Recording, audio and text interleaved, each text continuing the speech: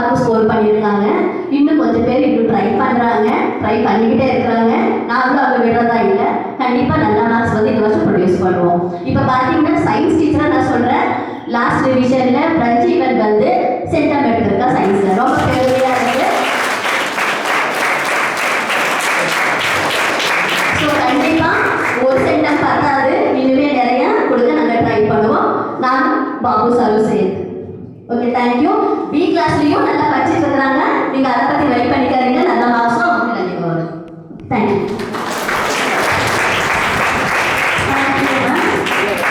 Next, I would like to call Babu sir, who is handling science Montanian.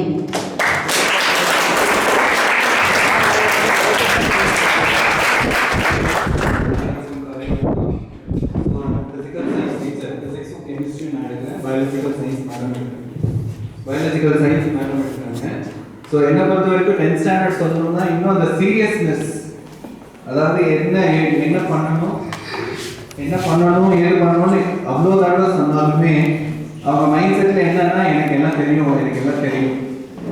அதாவது எத்தனை தடவை தெரிஞ்சாலும் நாளைக்கு எக்ஸாம்னா முன்னாடி நாள் இன்னொரு தடவை ரிவிஷன் படித்தாதான் பேப்பரில் எழுத முடியுமே தவிர எனக்கு தெரியும்னு சொல்லிட்டு வந்துட்டேன்னா பேப்பரில் ஒன்றுமே எழுத முடியாது. அது ஒன்று ட்ராபேக் இன்னும் வச்சுட்டே இருக்கிறாங்க. எவ்வளோ தடவையும் சொல்லியாச்சு.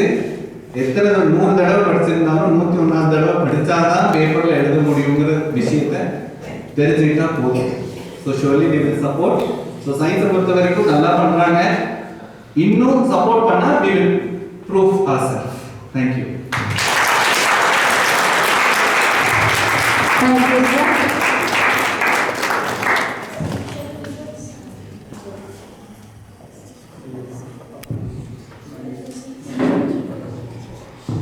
Next, I would like to call Ganesh sir to speak a few words.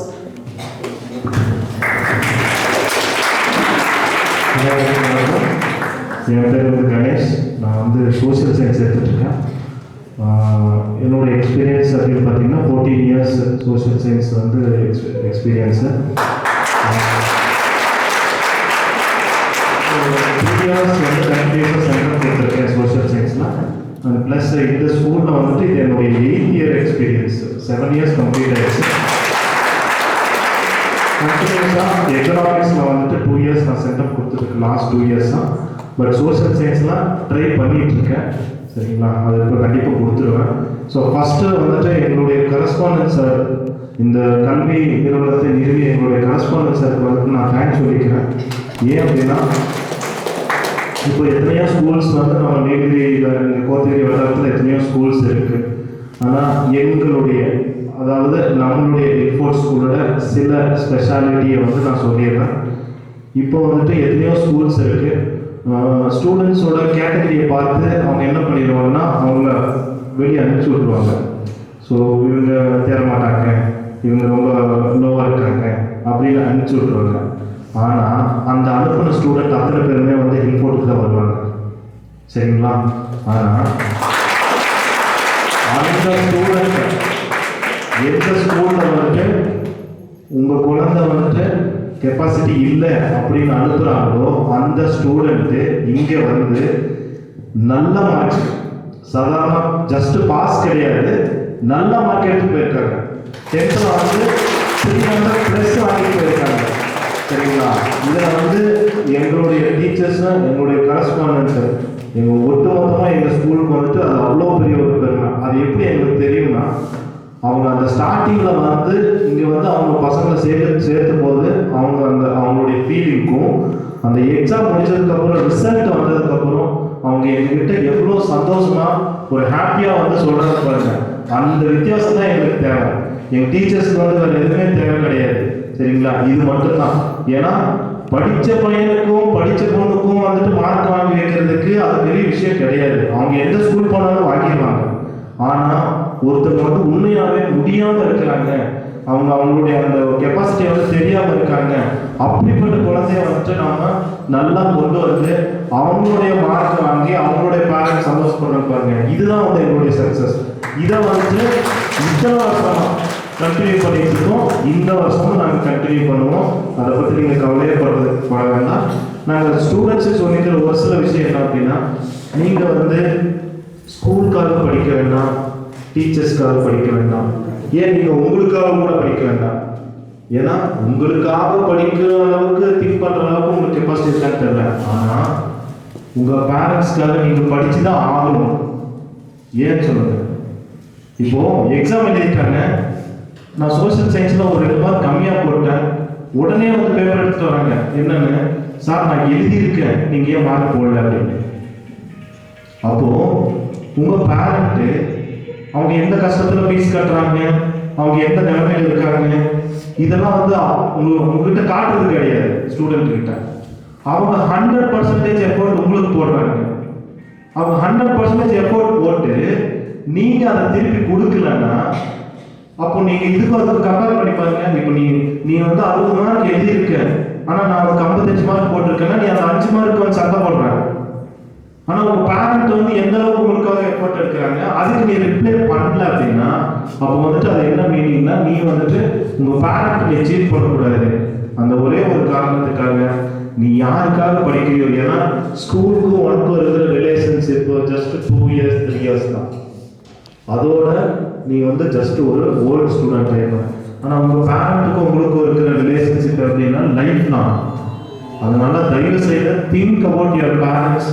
Okay, உங்கள் பேரண்ட்ஸ்க்காக படிங்க, அவங்க கொடுக்குற எஃபோர்ட்டுக்காக படிங்க, நல்ல மார்க் எடுங்க, சொசைட்டி உங்களை பாராட்டும், ஸ்கூலுக்கு பெருமை, சொசைட்டிக்கு பெருமை, என் லைஃப் லாங் உங்கள் பேரண்ட்டுக்கு பெருமை. சரிங்களா?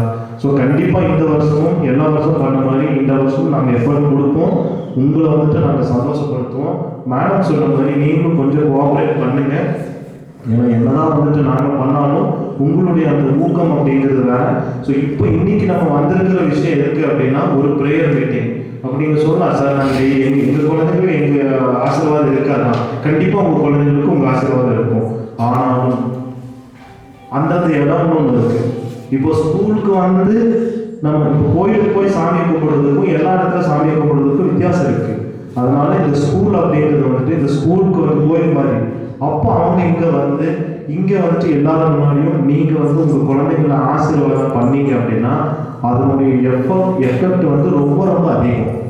ஸோ என்னதான் அவங்க படித்தாலும் என்னதான் பண்ணாலும் உங்களுடைய பிளெஸிங்ஸ் வந்து இங்கே வந்து அவங்களுக்கு கிடைக்கணுங்கிற ஒரே ஒரு காரணத்துக்காக தான் இன்றைக்கி உங்களை எல்லாத்தையும் கூப்பிட்டுருக்கோம். நீங்கள் ஆசீர்வாதம் பண்ணுங்கள், நாங்கள் அவங்களுக்கு ஆசீர்வாதம் பண்ணுவோம், ஹெல்ப் பண்ணுவோம், கண்டிப்பாக அவங்க சக்ஸஸ் ஆவாங்க. தேங்க்யூ.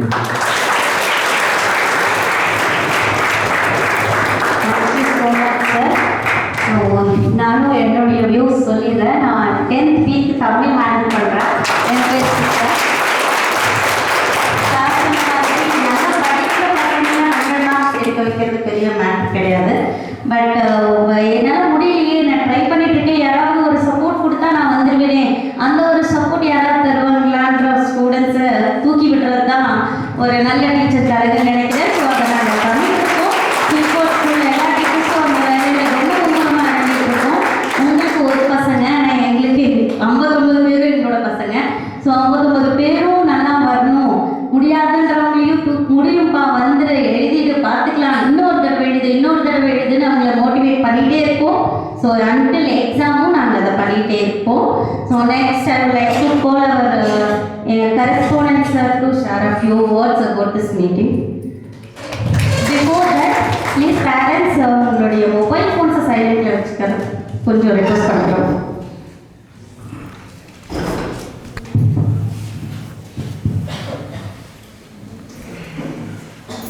இந்த அருமையான நாளை மேடம் ப்ரேயர் மீட்டிங் அப்படின்னு சொல்லியிருக்காங்க. ப்ரேயர்ங்கிறது கூட்டு பிரார்த்தனை, வைப்ரேஷன் இருக்கும், ஸ்டூடெண்ட்ஸ் மைண்டில் வைப்ரேஷன் இருக்கும். ஸோ அந்த 1 month அந்த வைப்ரேஷனில் பசங்க படித்தாங்கன்னா அவங்க என்னதான் மார்க் வாங்கியிருந்தாலும் அதை விட வந்து அந்த ரீச், அந்த சென்டமெங்கிற கோலை வந்து ரீச் பண்ண முடியும். அப்படிங்கிறதுனால ப்ராக்டிக்கல் எக்ஸாமினேஷனுக்கு முன்னாடி இந்த மீட்டிங் வச்சுருக்காங்க. அதற்காக அருமையான பெற்றோர்களே,